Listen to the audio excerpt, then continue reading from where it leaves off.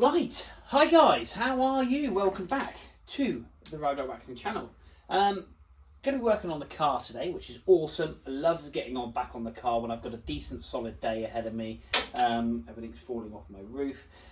What am I going to be doing in this episode? Well, hopefully, because I never really know what I end up doing because I get sidetracked and do other stuff. I have got a Discovery rear mounted floor where basically you screw something like this. Got this out of, would you believe, the bin in work, because this used to be something we had in our little cupboard called Aladdin's Cave, and they chucked it out. Got this years and years ago, and yeah, basically that screws down, pushes in against the wheel, and you can adjust the tension, but I need that to screw into. So Discovery, I'll show you in a second, a bracket, £7, and then you can screw this into, and then basically you can pull the wheel nice and tight. I'm going to mount the rear wheel against the back seat on the inside of the car, so it's easily accessible because obviously the boot's been all cut out. I've also got a battery mounting plate which I'm going to weld in, which I fabricated. That I've got a carbon small battery cell bracketry that I got from Carbon Weasel. I've made some brackets and put some captive nuts on that. I've painted and lined all the inside of it so it won't go rusty. So that's got to go in the car. I've got to try and fit my carbon dash, because obviously now we've got the roll cage, so I might do some fiddling with that today. Trying to get that in, so and I've got to make some tabs for the dash to bolt back into, so I might get onto that. But I have dry fitted all the seat, which is cool, and that's mounted on the subframe brackets which we had made when the roll cage went in. I've had all these powder coated. I've actually 1, 2, 3, 4. I've put little notches in them so I know exactly which one goes in which space, because obviously every single one is kind of most probably a little bit bespoke. And the tolerances will be tight. Also though, I've had powder coated lots of different brackets that came with the CAD engine, including the radiator header tank that came with the CAD engine. I've had that powder coated so it looks all nice when I try and trial fit it, because I've got to fit the car up. So lots of really cool stuff just there. But yeah, that's what we're going to be getting on with. I've got to cut some bits off inside the engine bay, which I might do today because it's a noisy little job. And I try to make sure any welding and sparks I do before. I'm not working late into the evening, and the reason for doing so is I do worry about fire, and I just don't want any embers sitting anywhere. So the door's going to be open, we'll be pushing that out, and the whole idea is to kind of get through here and finish the inside. The boot's pretty much done. We've got some fettling to do and bits and bobs, but yeah, making some good headway. Let's pop you in my hand and I'll show you the bracket on the back seat. Right, for you people that have followed on, I had these I made these, and these had the captive nuts on. They went on the seat.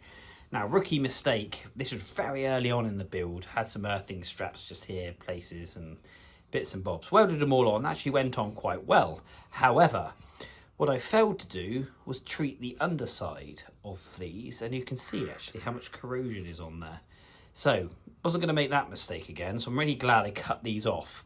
And also, I had a bracket for the spare wheel mounted on the far left hand side. In the last video you saw me cut that off. That's the new one, so it's a lot sleeker. Just literally use some double-sided tape to put it through the wheel to locate it, and I've drawn around it just in case it drops off, but it hasn't, which is good.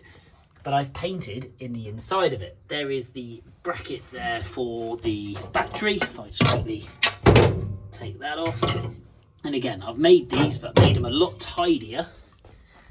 But I've also painted in the inside. So like I say, good layer of paint and 2-pack primer in there, so when I weld these in and the floor gets painted, we haven't got any exposed metal. So I'm just taking my time, and I'm learning. This is a learning project, guys. I'm not an engineer or a fabricator or a mechanic in any way, shape or form. I'm teaching myself. I bought these bits of metal off of eBay. I've got 2 of them, cut them in half. Again, I've got these bolts will be staying in here, but a captive nut there for an earthing strap if I needed it, or anything that needs to go in there. And obviously that will mount the carbon battery base plate. So that's going to go behind there. And the reason for dry fitting the seat, if I just zoom out, dink, is because what I wanted to do to make sure I have plenty of clearance behind the seat, which I have. And obviously that's where the wheel will mount in there nicely. So the wheel will just come across, sit on there, push that back top. Ooh, there we go. A bit like so. That's an old Force Racing wheel I've got. I need to get one that matches the wheels on the car, but that'll look nice and tidy in there. Seats, like I say, mounted. The seat bracketry does rub on the actual seat frame, so I'm either going to change my seats or I'm going to modify the bracket. I'm not quite sure. I've got to do a lot of playing around with this because obviously I've got lots of adjustment. The good news is it doesn't foul, so that's the carbon dash I've got to sort out. We've got plenty of clearance here, plenty up there, as you can see. So we've got no issues at all. I've got so much movement and adjustment in the runners. I can bring this seat obviously a lot further forward, I can drop it down. So yeah, which is really pleasing because the last safety device cage I had, it was obviously because they're bolted in, they stick out so much further. And muzzle fabrication, as you can see, has left enough gap for us to get a door seal in, but got it as tight as possible, which he's done a phenomenal job, even to the point this here is now actually welded to the car, which is quite pleasing. So we're going to get on and do that. So I'm going to put some time lapse on, guys. We're going to get some welding done, which is awesome, and let's get some headway. Sorry, make some headway.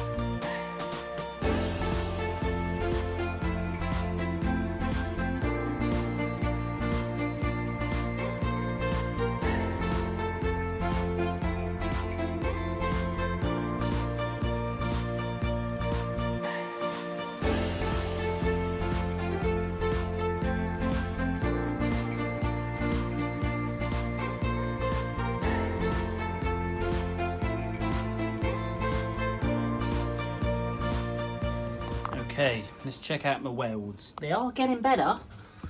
Look at them. They are getting better. Got some good little nice flowy welds just there. I'm really pleased with that. Just down here. Bit bigger blob on that one. It was a little bit raised by a couple of mils, so I had to build it up. And just tidied up a couple of little wear. We've welded the holes up in the back, and there were some pinholes, so welded those up. And we've mounted the spare wheel. So yeah, really chuffed for that. Did 3 tacks down each side, got great penetration. I haven't actually checked inside the boot to see what the penetration's like. There we go. Great penetration there, look. Yeah, really happy with that. I'm getting slightly more confident with the welder, which is good. I tend to leave it, if anybody's got one of these, speed is on 7, and then I've run it on minimum and 1 because the mini floor is so thin. And I get a weld in. Once I've got the weld in and I've thickened that weld up, I put it to 2, which pulls lovely and really melts. Hence why you get kind of those beads. Because when I first, like this chap who did all these, he's really, really good. When I first started to do it, I was welding on 1 and I was getting too many mountains and lumps and it was looking awful. Then I had to spend hours linishing it back. I've welded that, I don't need to do anything with it. Normally I'd be spending hours grinding that back, so really chuffed for that. I'm going to get on now. That was quicker than what I thought, to be honest. And I expect you saw I actually took the paint back off, marked it all up, took the paint off, and then put primer, weld through primer, which is the epoxy 2 weld through primer. Just trying to make it as rust proof as possible so it will last as long as possible. I'm going to try and get the carbon dash in now, so I've got a lot of measuring to do, and then cutting carbon. Make sure you have a face mask because it's not good for your lungs. So let's get on time lapse and let's get this dash fitted for the second time.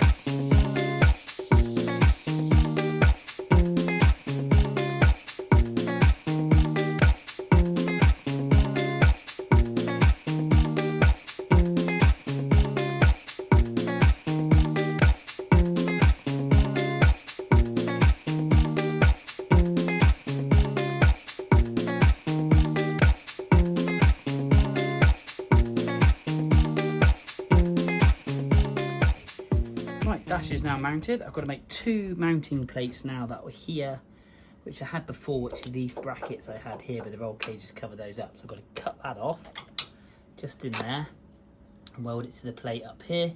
So I can put another screw here, keeping this nice and tight, and the same over that side. Look at that, that's well cool. Very happy with that. The only thing I wish I had done is add a bar from there to there. I don't know why on earth I didn't have one fitted, which is a bit bizarre really. But it's a long way to take my car back to have a bar fitted. So if Muzzle Fabrication, you're watching this, you fancy a bit of a road trip, I've got the world's state-of-the-art welder. I could use some measurements. You can always come back and weld me a bar in my garage. Anyway, let's get on, cut these plates off that side, mark it up on here, and yeah, get welded.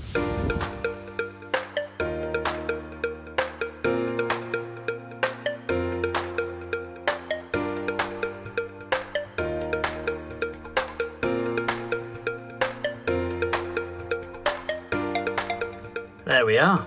So they all screw in now. Got those lined up a treat. It was a bit of a fiddle, but we got them sorted. Unscrew this one, unscrew that one. I need the Allen key for that one. It is a very snug fit, to be honest. I've tried to get it as close to the roll cage as possible, hence why in the time lapse you'll see that I had multiple cuts and multiple attempts. I'd rather cut 3 or 4 times than cut once, so you've got to kind of snug the dash just over to the far right. I'm trying to do this one-handed, it's very difficult, and then it will just squeeze out of the roll cage, literally just squeeze out. But we've got the bracket there which is mounting it, obviously the box here. I've got a plate which I put in here, which is a plate that welds screws in because I've got captive nuts, and that will hopefully hold the PCM for when the dash is in. I've welded in the lowering bracket, and that's the brackets there we've welded in, linished back. Obviously welded up the holes, done all that ages ago, and that's all linished as well. And I've cut out the air vents up here because they were creating the dash. I couldn't flat them down enough, and again this was back in early days, so I'm kind of going over and redoing a lot of the stuff that I did do that obviously when my welding was really pants. Not saying it's amazing now, but just tidying it up. It looks a mess, but to be honest with you, once we put some mastic on this and just tidy up the seams and put some Raptor liner, it will come up great. Wiper motor is going to be internally mounted on there. If you haven't watched the earlier videos, I've put a plate in there as well to mount stuff in.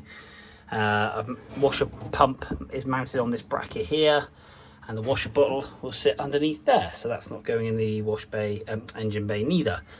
So yeah, really pleased with that. Coming along nicely, just lots of mess and tidying up, but like I say, this is a tight fit. Got to get it in tight, and then once I put it in, it will hold it in nicely. One dash, tick. Next job. Okay, that's the part number there for the Land Rover bracket, which is that one that I've mounted the spare wheel to. Now, depending on what bolt, I think it's M8. But yeah, that's the bracket. It's about £7.50, £8 I think it is, plus VAT. So if you want that bracket to mount your spare wheel, to help all you people out there, if you're thinking that's a good idea, I want to do the same, or you want something to go into the rear boot, then yeah, that's what you need. It's not the screw-in bit, it's simply just the bracket that I've welded on. Now I've got the gear linkage, the CAD quick shift and the gear linkage all sent off at the moment. I've actually taken it to an engineering shop for where the rods slide in and out, having a bronze bush fitted in both ends to take up the slack and hopefully reduce obviously the rattling. As you can see, everything even on that it's been powder coated and is looking lovely. So when that comes back, I can build that back up. I've got the roll pins and the screws, I'm just leaving it here because I'm hoping to have that back in a few days. There's my 3D printed, I did a baby one, and then I accidentally printed an oversized one, built not bought, to go onto the roll cage. I subsequently have re-engineered that and I'm actually changed the hinge, but there's the hinge mechanism. So that's me 3D printing stuff for my car, which is cool.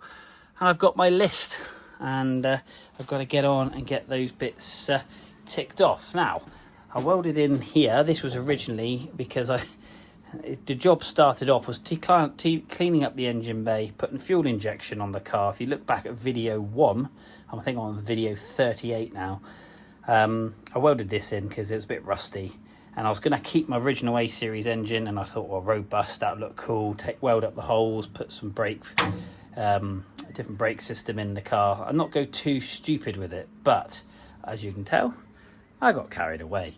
So I've got to cut that off. So I'm undoing some of the jobs that I did do. I will just fill these areas up with some weld just so I can then flatten back, and they'd be lovely. So I don't really want to put too much filler in here. But you can see the box is all looking lovely. But I've got to weld up things like this. So this is where the bonnet straps went. So I've got to weld those up.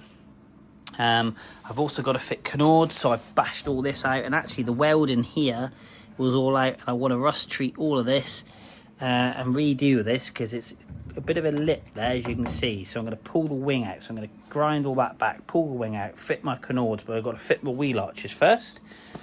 But that also then comes, so I've got to fit the subframe, and I need to understand where these things. So the next job really is kind of pushing into the engine bay. I'm just trying to think, was there anything else I need to do inside the car?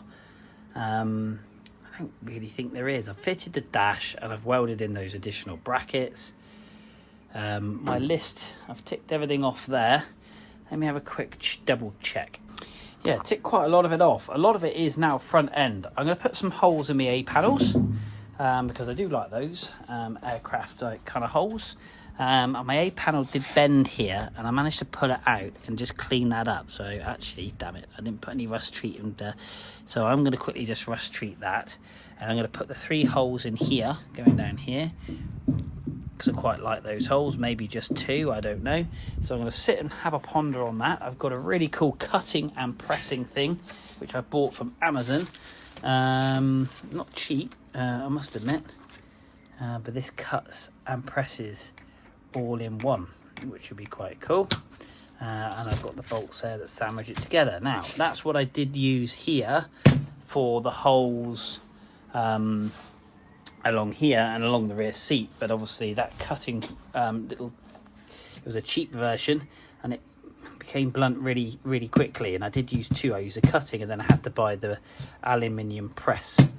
Oh, that was the other seat bracket one. It was a bit too much overkill. That's why that part number. And the other one is slightly more sleeker and nicer. So to be fair, I might do my A panel because I haven't yet got to the engine bay. So I'm working my way, like I said in a couple of videos ago, from the back to the front. And then I've got to flip the car over. So before I jump into there, I might just cut that off because it's quite noisy. And then I can work of an evening by getting the subframe in, and I'm going to do these. So let's crack on and get this done.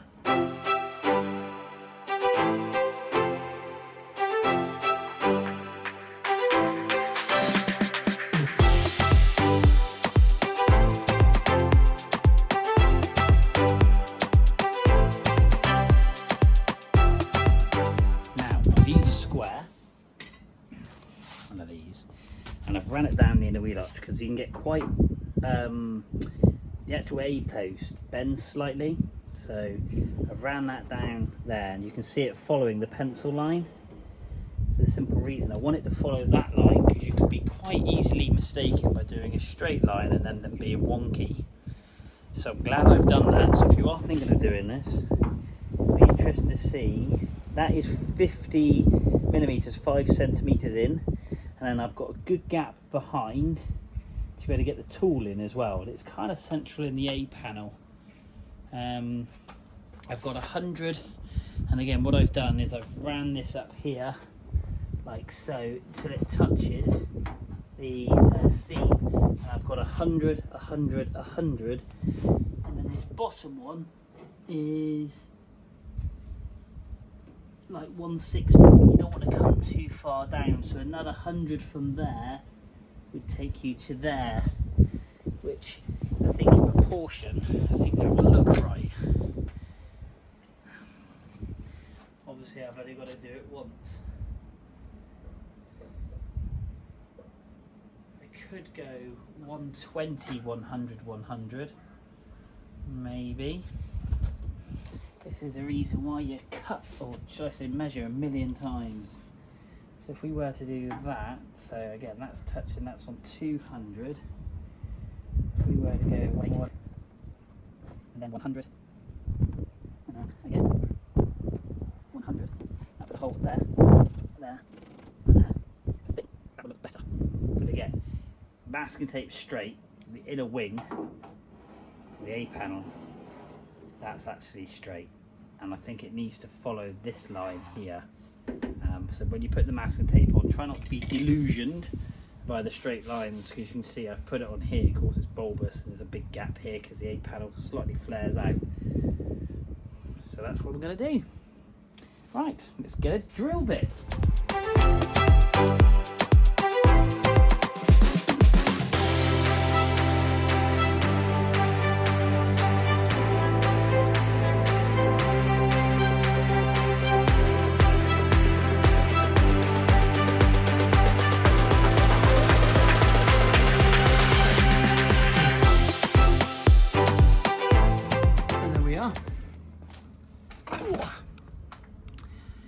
Holes, all the same size. Obviously with the bottom one's got a bit more paint on, so it looks a little bit different, but obviously the paint's fractured off the middle one. But yeah, that little device, very, very good, to be fair. Quite happy with that, and I'm glad I did the following with the line of the A panel. It looks, it's got a nice little arc in the it's got a nice little arc in it, which is lovely. So yeah, if you are going to do it, measure it from the A panel, use that as your straight line. I'm actually quite pleased with that, to be honest. I've always, again, another thing I've always wanted to have. Tick. Now, I thought I made a big boo-boo. I think I've got away with it. I think if I'd gone from 100 from the top, it would have looked quite cool. Having said that, I am where I am with these holes, but I was really panicking because I suddenly thought I've got my wheel arch to go on. Now that's my carbon weasel wheel arch, roughly mounted on the mountings that we had before, and the hole just clears. Dodged a bullet there. Lucky, lucky, lucky. I thought that wheel arch was going to cover the hole, but I think if I'd gone up to 100 at the top down, it would have been a little bit more aesthetically pleasing, because it won't have been so close to the wheel arch. Never mind, let's do.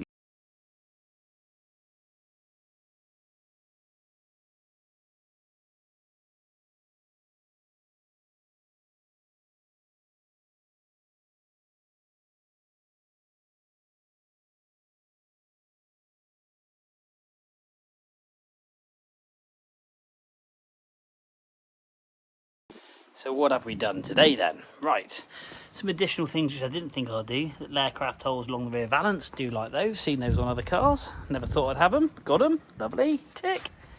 Down the A panel, and obviously fitted the carbon wheel arches to make sure that clears. Welded at the moustache hole that I had. The bonnet strap holes, both there and there. Chassis plate holes, welded up those as well as that one.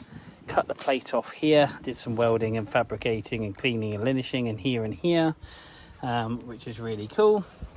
More aircraft holes, as I call them.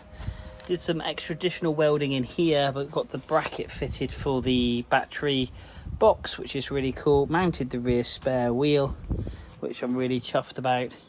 And just did a little, like say, welding and fettling and tidying. So, talking of tidying, I'm going to tidy up all of this. I'll see you in a sec. So there we are, guys, one productive day. I have pretty much finished everything inside the car now. I'm really chuffed to fitted my dash, and also done those little holes in the A panel and in the rear valance. I wasn't planning on doing those today, to be brutally honest. Battery box is all in. My welds are quite tidy on that, so dead chuffed with that one. And obviously the centre spare wheel mount, which is quite cool. And now you know where to get the part for that if you wish to do so for yourself. But yeah, I think next real big job, if I'm honest, I've just noticed, stood here, that I've got a few holes to weld up on the back of the front bonnet panel, slam panel, which is annoying. I didn't see those because I was leaning from the other side. But we've done all the little holes which have been bugging me. And more importantly, I've crossed a lot of stuff off my list, which is really, really cool. And no doubt I'll add a lot more stuff. That said, subframe next time, I think. I'm going to get the front subframe in. So I've got to kind of work out how I'm going to, where I want my Mini to sit so I can get it on axle stands. I might try and fit it while it's on this wooden trolley. I don't know if it's going to be a bit front heavy, which is my only concern. But then having said that, I don't know. I might put some front axle stands under the front and think it through, because I really want to get into that engine bay. The engine bay is going to take a lot of work. Got to obviously fabricate the engine into the engine bay, then work out if I'm going to cut the inner wings out. Got to brace the front subframe, which I've had powder coating, annoying, and they're going to work out once that's in where all the engine mounts and support mounts and everything go, so I know what I need to order, and then I've got to start from there working out fuel lines, brake lines through the car. I've got some 3D printed stuff which I'll pop on the screen just here, a little brake line 3D printed clip that I've done which comes apart, which is really cool. I've got to 3D print some of them so I can run the brake lines through, and obviously I've got the fuel lines as well. So need to pop out to Hell Hoses in Exeter and get all my fuel lines and AM fittings and stuff. Now the world of the engine is completely new to me. Like I say, fabrication, I'm no fabricator, mechanic, I'm no mechanic. That's going to be a very steep learning curve.